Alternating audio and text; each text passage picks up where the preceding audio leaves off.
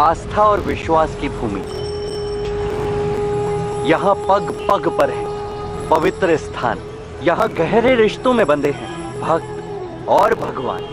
विधियां हैं अलग अलग, किंतु विश्वास का रंग है एक ही मंजिल तक पहुंचाते हैं, चाहे रास्ते हों अनेक। हर रास्ता होकर गुजरता है विश्वास के किसी द्वार से। कोई है सदियों से मौजूद, तो कोई है युगों के पार से। क्या इन पवित्र स्थानों की भी है कोई कथा? क्या हमारे विश्वास का भी है कोई इतिहास? आइए मिलकर चलते हैं इन पवित्र स्थानों के सफर पर और खोजते हैं कथा विश्वास के इतिहास की। कण कण में तेरी शक्ति,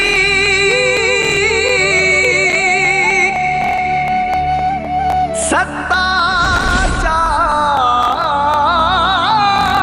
ओर, एक तू ही थामे बैठा है सारे जग की डोर।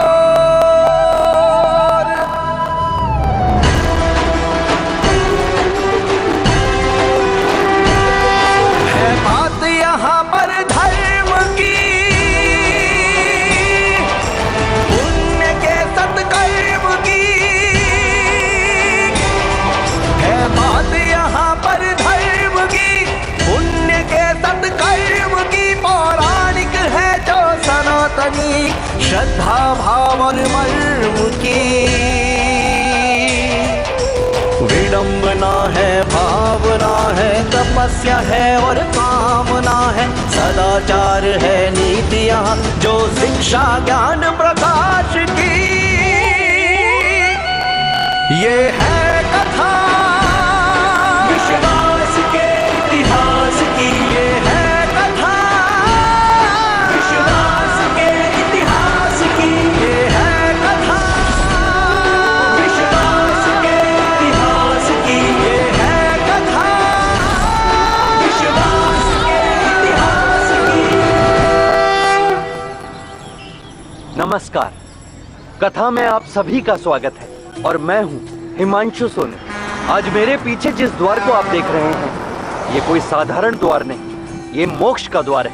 क्योंकि ये उस नगरी का द्वार है जिसे शास्त्रों में मोक्षदायिनी नगरी कहा गया है, जहां देवी देवताओं का स्थान है। यहाँ विभिन्न देवी देवताओं के इतने मंदिर हैं कि ऐसा कहा जाता है, यदि आप एक चावल की बोरी लेकर निकलेंगे और हर एक मंदिर में केवल एक एक कण चढ़ाते जाएंगे तो भी चावल समाप्त हो जाएंगे, किंतु मंदिर शेष रह जाएंगे। संपूर्ण संसार में केवल एक ही ऐसी नगरी है। जी हाँ, हम हैं मोक्षदायिनी नगरी, उज्जैन में।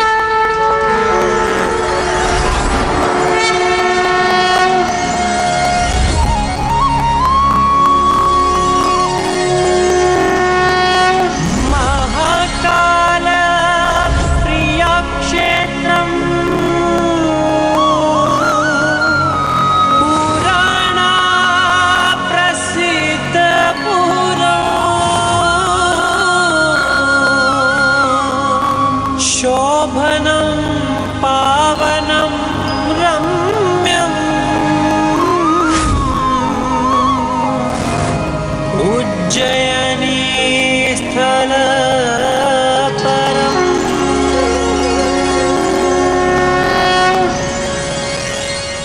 दोस्तों, संसार में ऐसे कई स्थान हैं जहां पर आपकी प्रार्थना स्वीकार होती है, दुआ कबूल होती है।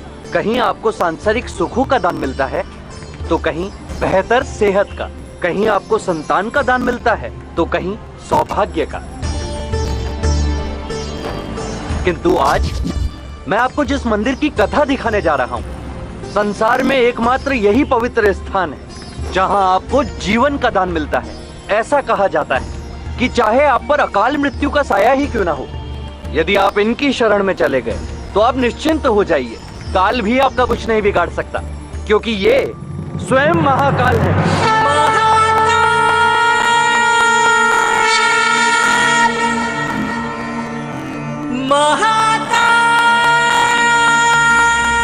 जय महाकाल। कहते हैं बाबा महाकाल की पूजा करने से आपकी सभी मनोकामनाएं पूर्ण हो जाती हैं। किंतु बाबा महाकाल की पूजा करने की एक खास विधि है जो प्राचीन काल से चली आ रही है। शास्त्रों के अनुसार सर्वप्रथम भक्त को स्नान कर शुद्ध होना चाहिए। उसके पश्चात वीरभद्र जी के दर्शन प्राप्त कर महाकाल के दर्शन प्राप्त करने चाहिए। उसके पश्चात नंदी के कान में अपनी मनोकामना बतानी चाहिए और अंत में हमें साक्षी गोपाल के दर्शन भी करने चाहिए। ऐसी मान्यता है कि इस क्रम से की गई पूजा से आपकी सारी मनोकामनाएं पूर्ण हो जाएंगी। तो यदि आपकी भी कोई मनोकामनाएं हैं तो चलिए मेरे साथ, हम सब मिलकर पूजा करते हैं बाबा महाकाल की और लेते हैं उनका आशीर्वाद। एक अत्यंत आनंद की अनुभूति होती है यहाँ, परम शांति की, जिसे शब्दों में व्यक्त नहीं किया जा सकता, केवल अनुभव किया जा सकता है। जानते हैं, बचपन में मैं हमेशा सोचा करता था कि महाकाल का मंदिर केवल उज्जैन में क्यों है, मेरे घर के आसपास क्यों नहीं। अगर मेरे घर के आसपास होता तो मुझे इतने समय तक प्रतीक्षा नहीं करनी पड़ती। किंतु तब मैं बहुत छोटा था, इस रहस्य को नहीं जानता था। किंतु आज मुझे इस रहस्य के बारे में पता चल गया है और इसका रहस्य छिपा है एक पौराणिक कथा के भीतर। शिव पुराण के अनुसार हजारों वर्ष पूर्व इसी क्षेत्र में वेदपति नाम के महान शिव भक्त रहा करते थे और एक दिन वो अपनी साधना में लीन थे।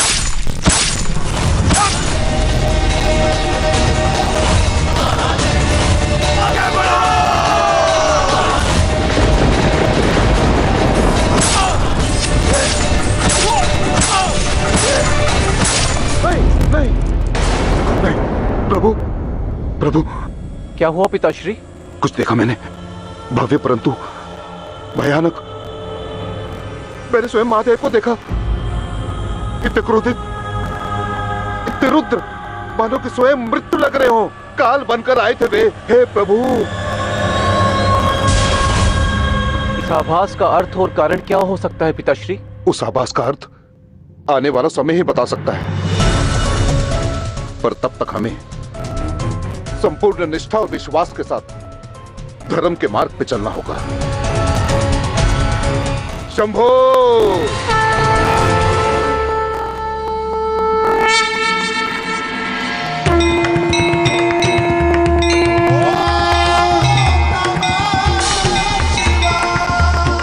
हे देव, वेदपति को आपके रौद्र रूप के दर्शन करवाने के पीछे क्या उद्देश्य है?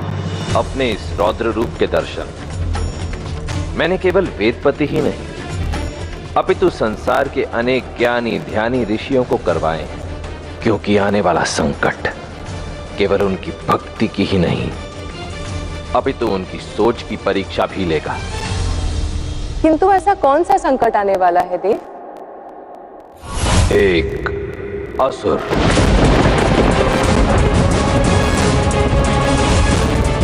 जो धर्म के पथ पर चलकर संसार में अधर्म का प्रचार प्रसार करना चाहता है। कौन है वो देव? दैत्य माता दिति का पुत्र दूषण। ओम ब्रह्माय नमः। ओम ब्रह्माय नमः। ओम ब्रह्माय नमः।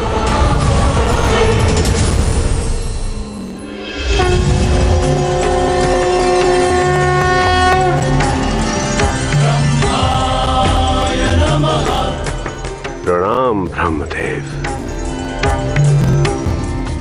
आपके दर्शन पाकर मैं धन्य हो गया।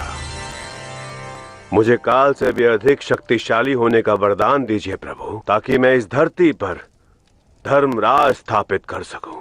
दूषण, हम तुम्हें ये वरदान तुम्हारी कठोर तपस्या, अथक परिश्रम और सत्कर्मों के फल स्वरूप दे रहे हैं। अब से तुम तीनों लोकों में महाशक्तिशाली बन जाओ और स्वयं काल भी तुम्हें पराजित नहीं कर सकेगा। अब तुम्हें अथाह शक्तियां प्राप्त हैं, किंतु शक्ति के साथ आता है दायित्व। जहां तुम्हें शक्ति के साथ सद्गुणों का सामंजस्य स्थापित करना होगा। ओम ब्रह्माय नमः।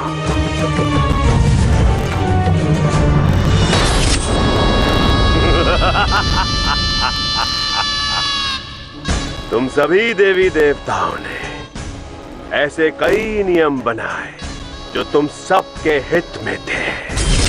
अब मैं तुम्हारे पुराने सारे नियम तोड़ दूंगा और अपने नियम स्वयं बनाऊंगा। अब धर्म का राज नहीं, दूषण का राज होगा। अच्छा, तो अब दूषण संसार पर अपना आधिपत्य स्थापित करना चाहता है, किंतु उसे यह बात पता नहीं है कि आदि से अनंत काल तक के लिए महादेवी इस ब्रह्मांड के राजा थे, हैं और रहेंगे। ऐसा कहा जाता है कि उज्जैन के निवासियों ने किसी भी काल में महाकाल के अलावा किसी और को अपना राजा नहीं माना। और हमने तो यह भी सुना है कि किसी भी काल में, किसी भी युग में कोई दूसरा राजा मंदिर तो छोड़िए, उज्जैन में भी रात नहीं काट सकता। और आज जब देश में लोकतंत्र है, तब भी यही मान्यता है। इस देश में सर्वोच्च पद पर बैठे हुए व्यक्ति जैसे राष्ट्रपति, प्रधानमंत्री भी उज्जैन में रात्रि में नहीं रुकते। और तो और कोई भी व्यक्ति अपनी बारात को महाकाल के मंदिर के सामने से लेकर नहीं जाना चाहता।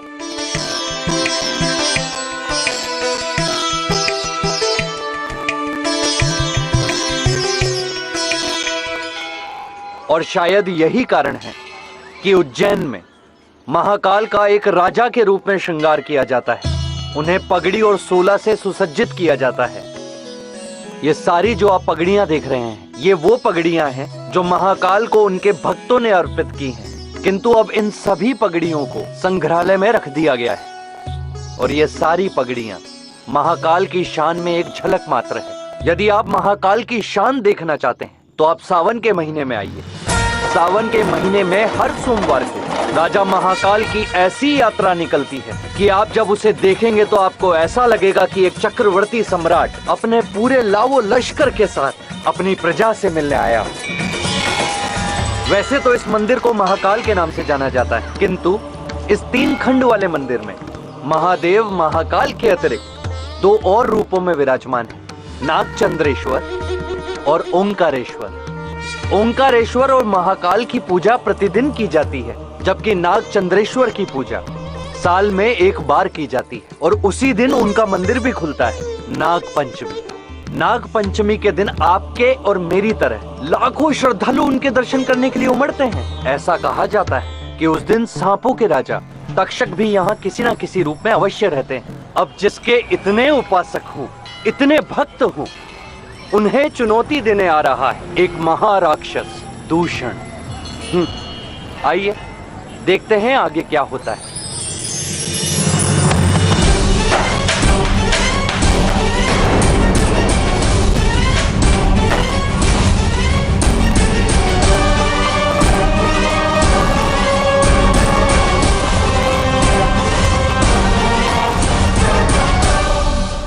मुझ पर दया कीजिए, मैं निर्दोष हूं।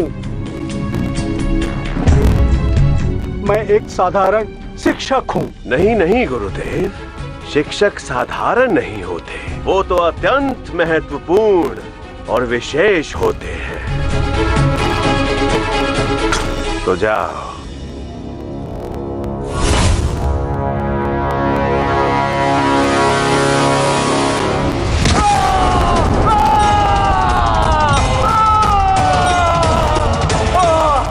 तुम सभी गुरुजन, ऋषि जन, तुम सभी धर्म के प्रचारक ही तो हैं, जो इन शास्त्रों का प्रचार और प्रसार करते हैं। तुम्हारा और इन धर्म शास्त्रों का बल ही तो है कि समस्त संसार देवताओं को पूजनीय मानता है। तुम्हारे ज्ञान की डोर थाम कर समस्त संसार के प्राणी देवताओं को शक्ति का ही अनंत स्रोत मानते हैं। किंतु नहीं, अब और नहीं। अब आस्था और विश्वास की धरा का अंत होगा। रुक जाइए, ऐसा अनर्थ मत कीजिए।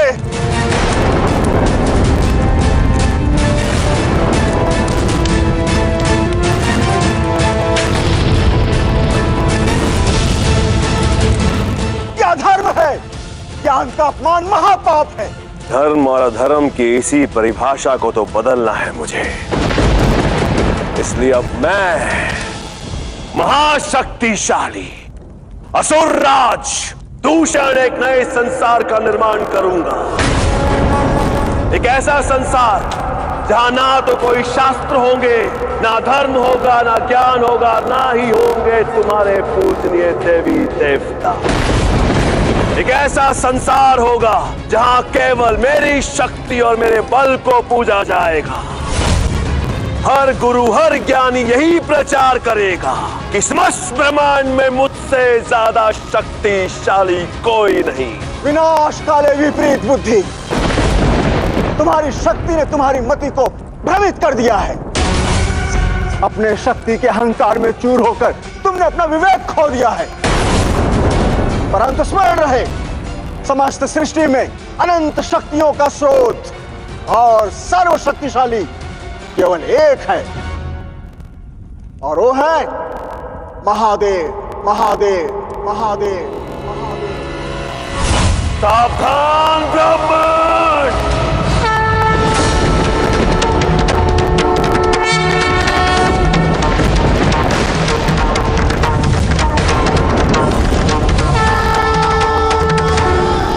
महादेव महादेव और महाराक्षस पहली बार आमने सामने आए हैं। क्या आपको पता है, महाकाल ज्योतिर्लिंग इस पूरे ब्रह्मांड का एकमात्र ज्योतिर्लिंग है जिसका मुख दक्षिण की ओर है। दक्षिण यम अर्थात काल की दिशा। महाकाल का मुख दक्षिण की ओर होना हमें यह बताता है कि उनकी सदैव दृष्टि काल पर बनी रहे, जिससे वो काल को नियंत्रण में रख सके। और आज काल रूपी दूषण पर उनकी दृष्टि बनी हुई है। अब देखना यह है कि दूषण नियंत्रण में रहता है या नहीं।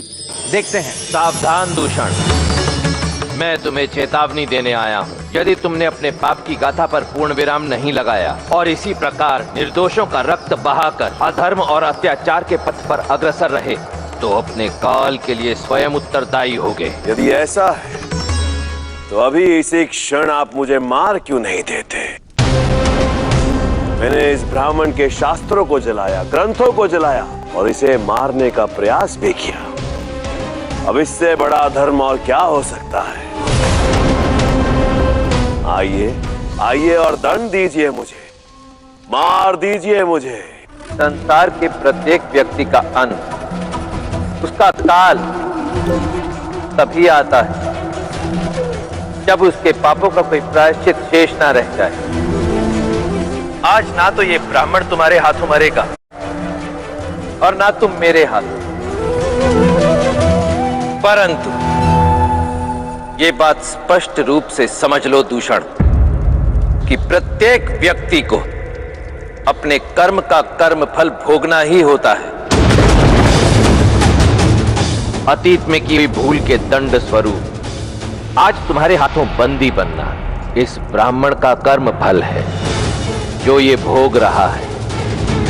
परंतु अब तुम अपने कर्म फल की चिंता करो, क्योंकि यदि अपने अहंकार के मद में चूर तुम इसी प्रकार अधर्म और पाप के मार्ग पर अग्रसर रहे तो तुम्हारे अंतकाल का समय और स्थान मैं स्वयं सुनिश्चित करूंगा।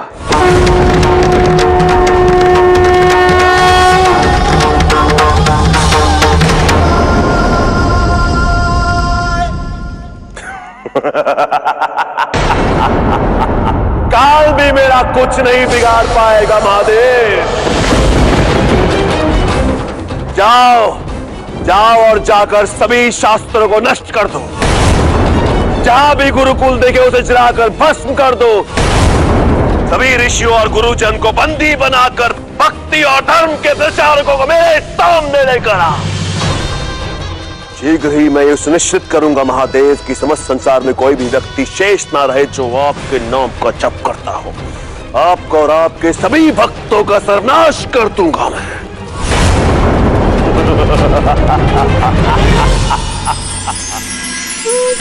भगवान को, धर्म को, उनके नाम को मिटाने का प्रयास दूषण से पहले और उसके पश्चात कई अधर्मियों ने किया। सन 724 से लेकर 1531 तक महाकाल के इस मंदिर को कई बार लूटा गया, इसे क्षति पहुंचाई गई। पर जितनी भी बार इस मंदिर को गिराया गया, उतनी ही बार महादेव के उपासकों ने, उनके भक्तों ने इस मंदिर को ना ही दोबारा उठाया बल्कि इसे पहले से बेहतर बनाया। और आज जब हम इस मंदिर के शिखर को देखते हैं तो इस मंदिर के शिखर पर लगे ये 108 कलश जिन पर सोने की परत चढ़ी है, हमें बताती है ना ही धर्म को कोई मिटा सका है और ना ही कोई इसके कलश को खाली कर सकता है। अभी वक्त हो चला है एक छोटे से ब्रेक का, और ब्रेक के बाद हम देखेंगे कि महादेव के नाम को मिटाने के लिए दूषण क्या करता है। कथा में आप सभी का पुनः स्वागत है। ग्रंथों से पता चलता है कि यहाँ रामचंद्र जी के बेटे कुश और वानर राज सुग्रीव भी महाकाल के दर्शन के लिए उज्जैन आए थे। इससे यह साबित होता है कि यह मंदिर त्रेता युग में भी उपस्थित था और इसकी ख्याति दूर दूर तक फैली हुई थी। किंतु आज महाकाल के जिस भव्य मंदिर को आप लोग देख रहे हैं, इसका निर्माण 1732 में रामचंद्र बाबा शिणवी ने करवाया, जो राणा जी सिंधिया की महारानी के मुनीम थे और महाकाल के बहुत बड़े भक्त।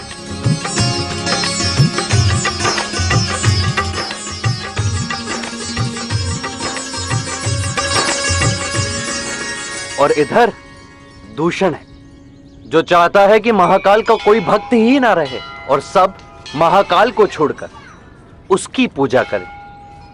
क्या ऐसा हो पाता है? आइए देखते हैं।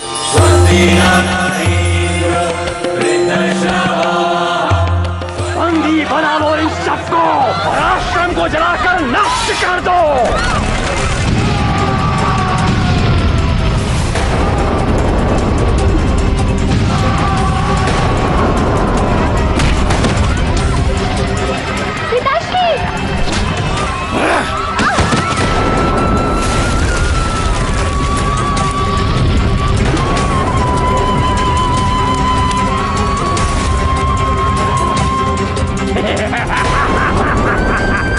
इन सबको असुरराज दूषण के पास ले चलो।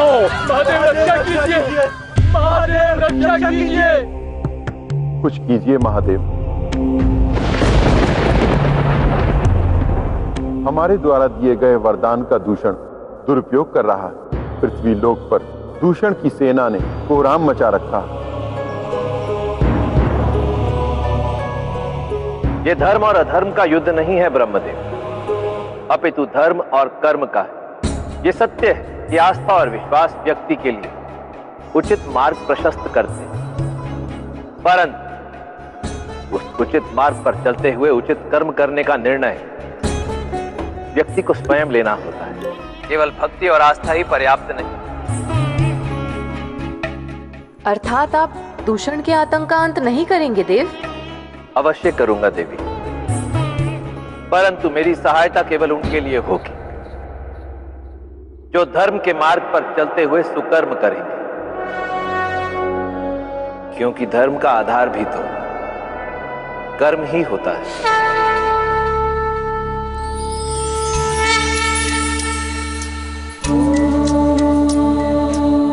जय महाकाल। लीजिए, ब्रह्मदेव को भी यह पता चल गया कि उनके द्वारा दिया हुआ वरदान अब समस्या का कारण बनता जा रहा है। मैंने हमेशा देखा है कि त्रिदेवों में से किसी एक का वरदान समस्या बन जाता है और किसी दूसरे को उस समस्या का निदान करना होता है। पहले मैं ये सोचता था कि ऐसे वरदान दिए ही क्यों जाते हैं। फिर समय के साथ साथ मैंने धीरे धीरे जाना, जब मनुष्य अपनी योग्यता को बढ़ाता है तो ईश्वर को उसकी योग्यता के लिए उसे पुरस्कृत करना होता है। और ये बात त्रिदेव भली भांति जानते थे, इसीलिए उनकी घनिष्ठता पर इसका कोई असर देखने को नहीं मिलता। और इसका उदाहरण उज्जैन में भी देखने को मिलता है। जिस प्रकार किसी विशेष अवसर पर हम अपने मित्र से मिलने जाते हैं वैसे ही त्रिदेव भी एक दूसरे से मिलते हैं और इस मिलन को हरिहर मिलन कहते हैं। जैसे कि बैकुंठ चतुर्दशी की रात्रि को महाकाल अपने मित्र विष्णु जी से मिलने उनके घर गोपाल मंदिर जाते हैं, वैसे ही विष्णु देव भी अपने मित्र महाकाल से मिलने जाते हैं। जैसे ब्रह्मदेव आए थे अभी महादेव से मिलने, लेकिन महादेव ने जो कहा उसका क्या अर्थ है ये तो हमें आगे ही पता चलेगा। आइए देखते हैं।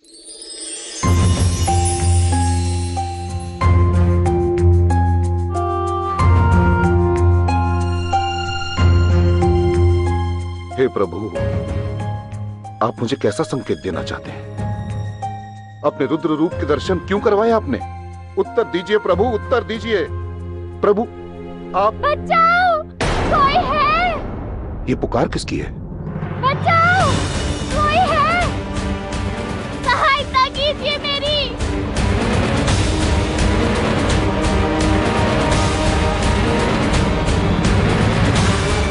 ये तो नालंदा के मुख्य पुरोहित है। औषधि लाओ, शीघ्र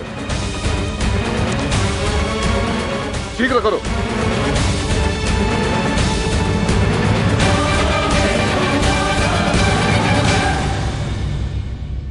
मैं इनकी पुत्री हूँ। असुरा दूषण की सेना ने हमारे नगर पर आक्रमण करके सभी आश्रमों में आग लगा दी है और ऋषि मुनियों को बंदी बना लिया है। कृपया कर हमें अपनी शरण में ले लीजिए। महादेव ने जिस संकट की ओर संकेत दिया था, और कोई नहीं, असुरराज दूषण है।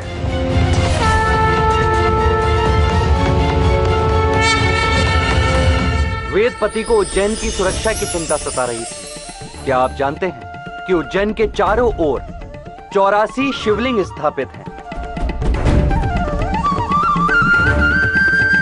ऐसा कहा जाता है कि ये शिवलिंग उज्जैन की सुरक्षा करते हैं।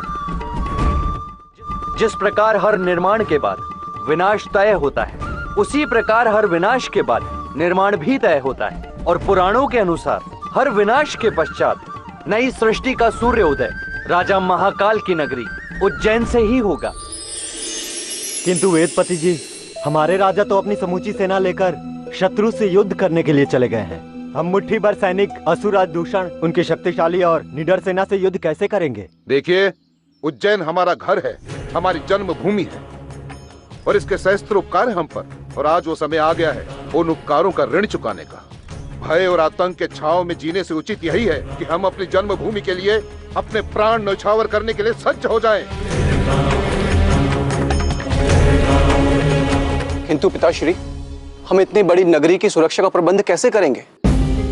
एक उपाय है, आओ मेरे साथ।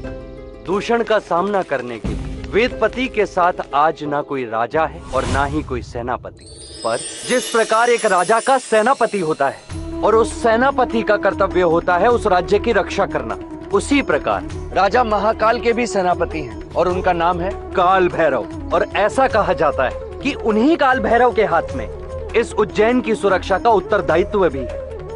मेरे पीछे जिस मंदिर को आप देख रहे हैं, ये उन्हीं काल भैरव का मंदिर है और प्रतिवर्ष लाखों की संख्या में लोग इनके दर्शन के लिए उमड़ते हैं। और आप ये बात जानकर आश्चर्यचकित रह जाएंगे कि इनके चढ़ावे में चढ़ाई जाती है मदिरा, और ऐसी मान्यता है कि ये स्वयं उस मदिरा को ग्रहण भी करते हैं। अब काल भैरव इस मदिरा को क्यों ग्रहण करते हैं, इन्हें यहाँ किसने स्थापित किया, इसके पीछे भी एक रोचक कथा है, लेकिन वो कथा हम देखेंगे किसी और एपिसोड में। किंतु इस समय राजा महाकाल की कथा जारी रहेगी। अभी समय है अल्प विराम का।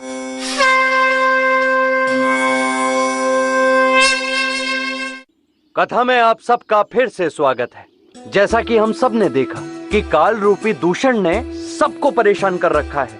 अब काल का तो दूसरा अर्थ ही मृत्यु होता है, किंतु आप जानते हैं काल का एक और अर्थ होता है समय। और इस मंदिर क्षेत्र को शास्त्रों में महाकाल वन कहा गया है, और वो इसीलिए कहा जाता है क्योंकि ऐसी मान्यता है कि यहाँ से चांद और सूरज की गति का सटीक पता लगाया जा सकता है। पृथ्वी सूर्य की परिक्रमा करते हुए जब वो सूर्य के सबसे पास पहुंचती है, वो भाग जो सूरज के सबसे पास होता है वो महाकाल वन है। ये तो हुई समय वाले काल की बात। अब देखते हैं मृत्यु रूपी काल दूषण से निपटने के लिए वेदपति क्या करते हैं।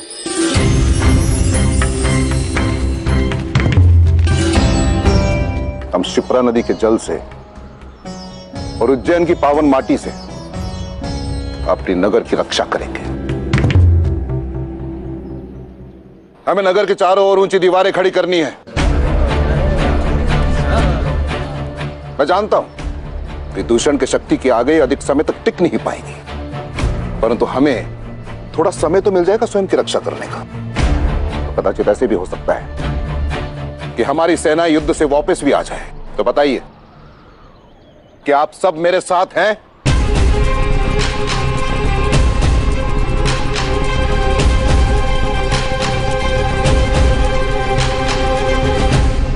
हम दीवार बनाने के लिए सज्ज हैं वेदपति जी।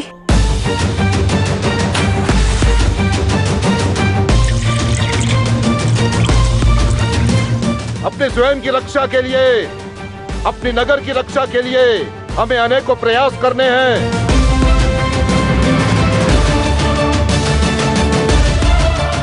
भगवान भी उन्हीं की सहायता करता है जो स्वयं की सहायता करने में सक्षम होता है, जिसमें वो सामर्थ्य होता है। हमें स्वयं की रक्षा करने के लिए हमें कर्म पथ पे चलना होगा, बाकी शेष महादेव पर छोड़ दें। वे अवश्य हमारा उचित कर्म फल देंगे।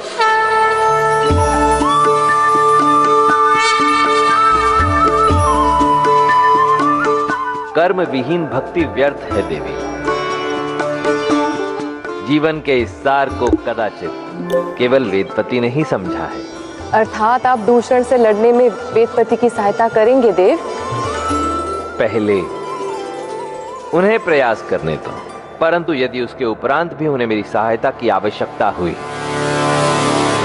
तो मैं स्वयं उज्जैन में अवतरित होकर दूषण का काल बनूंगा।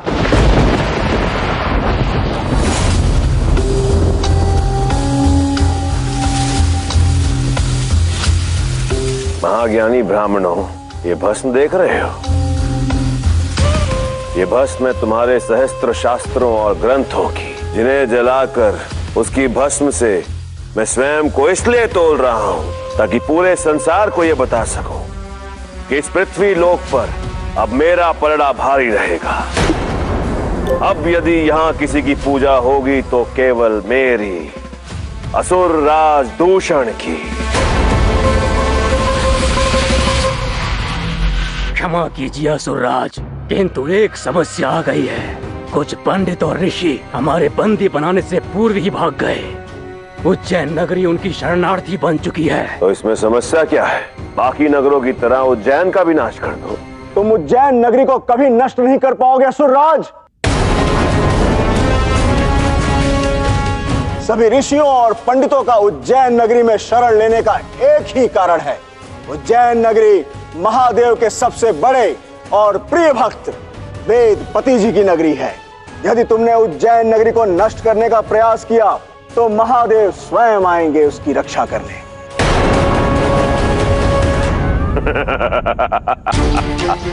तुम बार बार मुझे महादेव की शक्ति का भय दिखाते हो, तो चलो अब मैं तुम्हें अपनी शक्ति का आभास कराता हूं।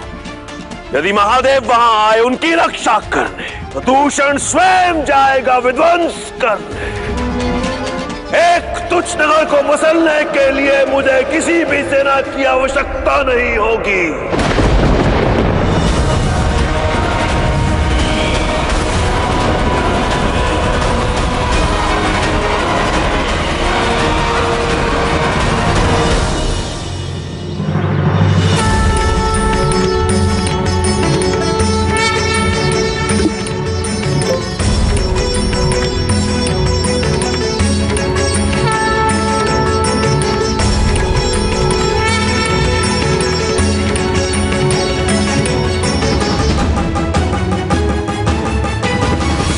महादेव का आशीर्वाद हमारे साथ है और हमने भय और शिव के मध्य शिव को चुना है। तो स्मरण रखिए, जब तक महादेव हमारे साथ है वो दूषण की कुदृष्टि इन दीवारों को कभी भी भेद नहीं सकती।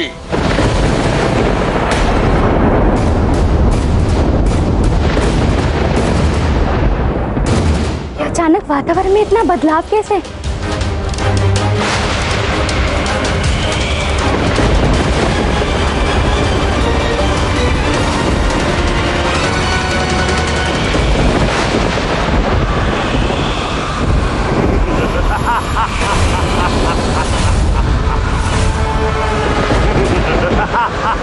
दूषण है।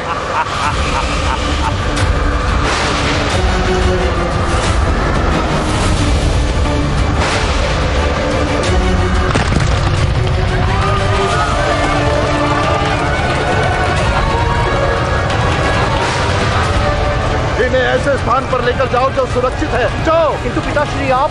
मेरी चिंता मत करो, महादेव का आशीर्वाद मेरे साथ है। जाओ। जी पिताश्री।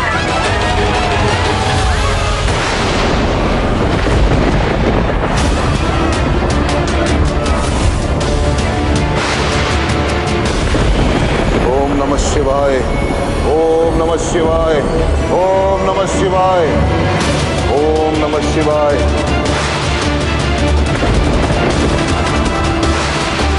ओम नमः शिवाय, ओम नमः शिवाय। तो तुम हो महादेव के वो भक्त वेदपति, जिसके शरण में ये सब यहां उज्जैन में आके बस गए। वो मेरी शरण में नहीं मूर्ख, वो तो महादेव के शरण में आए हैं। फिर तो इन्हें अपनी रक्षा के लिए तुम्हारी कोई आवश्यकता नहीं होगी। ओम नमः शिवाय।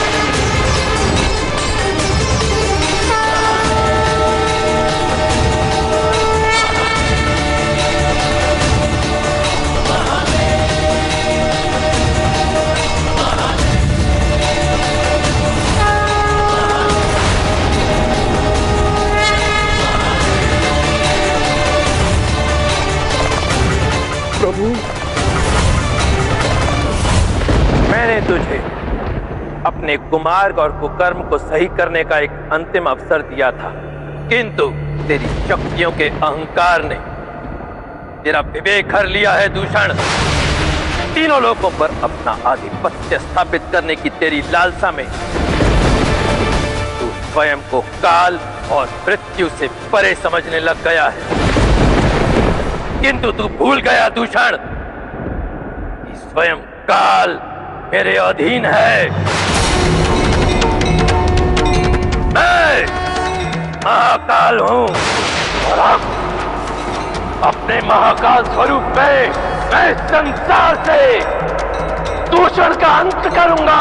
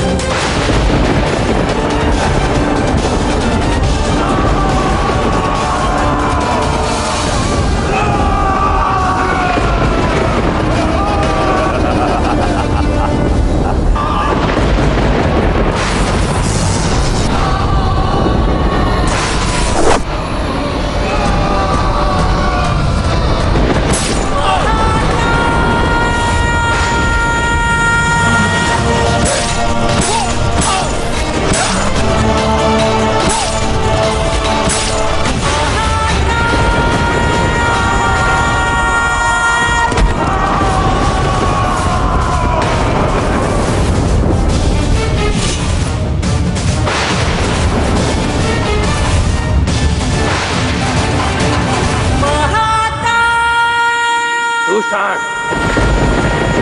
तूने सभी धर्म ग्रंथ और शास्त्र जलाकर भस्म कर दिए, क्योंकि तू ये सिद्ध करना चाहता था कि तेरा पलड़ा धर्म से भारी है। परंतु अब समय आ गया है जब तू स्वयं भस्म में परिवर्तित हो जाए।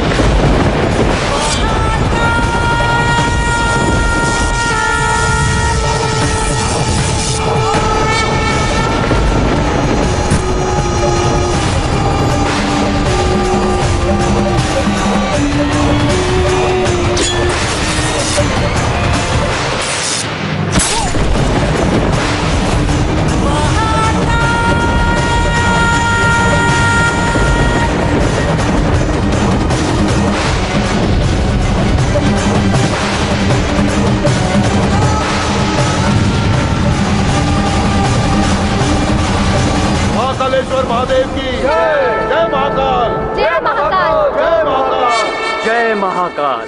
जय महाकाल।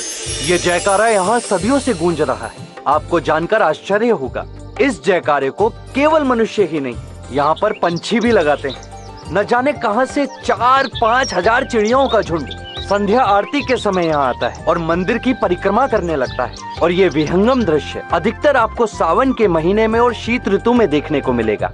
है ना अनोखी बात। आगे देखते हैं कि महाकाल के भक्त महाकाल का सत्कार कैसे करते हैं। प्रभु, हम सबको दूषण की सेना से बचाने के लिए आपको कोटि कोटि धन्यवाद। उज्जैन नगरी और सभी महादेव भक्तों के लिए आपने जो कृपा की है, उसके लिए हम सब सदैव आपकी ऋणी रहेंगे। जानते हो वेदपति, अपने भक्तों की रक्षा हेतु मैं अन्य नगरियों के स्थान पर केवल उज्जैन में ही क्यों आया?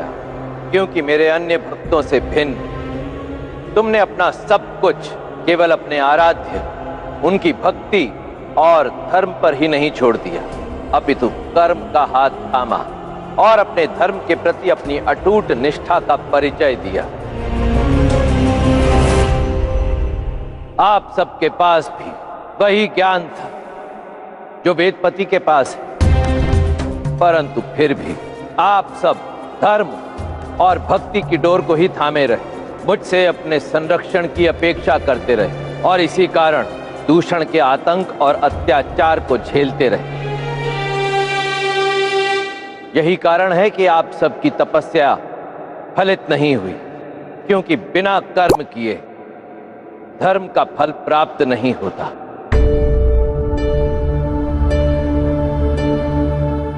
वेदपति, जीवन के इस सत्य को केवल तुम ही समझ पाए कि जीवन रूपी रथ के दो ही पहिए होते हैं, कर्म और धर्म। मैं तुम्हारी इस कर्मठता से अति प्रसन्न हूं, तुम्हें वरदान देता हूं। मांगो, क्या मांगते हो? प्रभु, आप तो स्वयं महाकाल हैं। काल अर्थात मृत्यु, वो भी आपके अधीन है।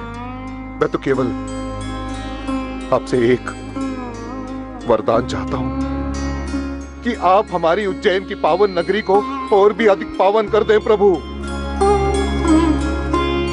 आप यहाँ पे सदा सदा के लिए उपस्थित रहने का वरदान दें, ताकि जो भी भक्त यहाँ आए उसे महाकाल जीवन और मृत्यु के बंधन से मुक्त कर दे।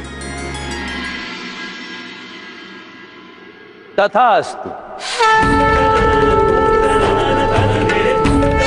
आज से अनंत काल तक उज्जैन की ये नगरी मोक्षदायिनी के नाम से जानी जाएगी और यहाँ सच्चे मन से आया प्रत्येक श्रद्धालु जीवन और मरण के बंधन से मुक्त हो जाएगा। उस पर मेरी विशेष कृपा होगी, उसे कर्म का मार्ग प्रशस्त होगा, ताकि वो अपने जीवन में कर्म और धर्म दोनों को समान रूप से महत्ता दे सके।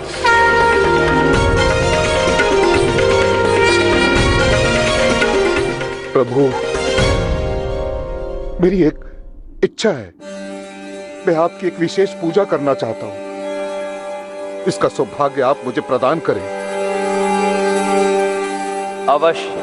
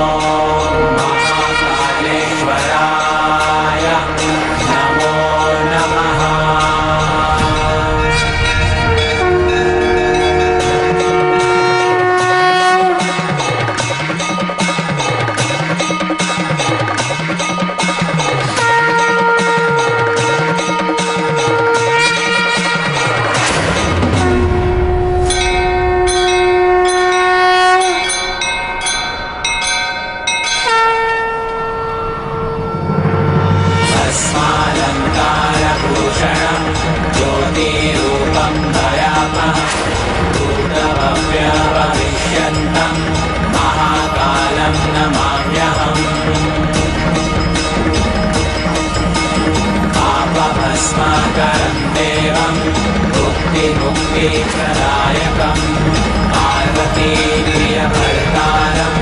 भजाम्यहं च सर्वदा।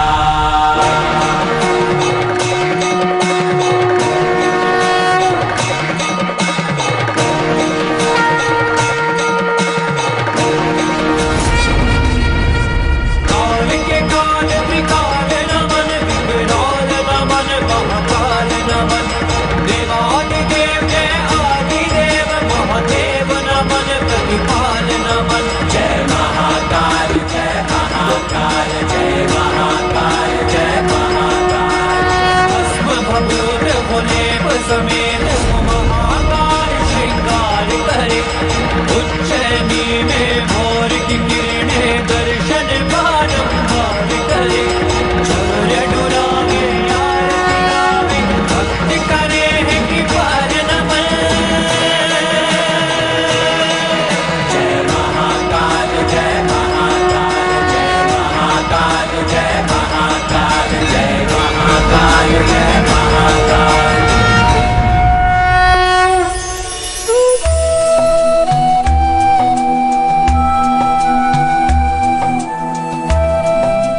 महादेव के मंदिर का सबसे बड़ा आकर्षण का केंद्र है यहाँ की जाने वाली भस्म आरती, और उस भस्म आरती का रंग कुछ मुझ पर भी चढ़ा है, आप स्वयं ही देख लीजिए।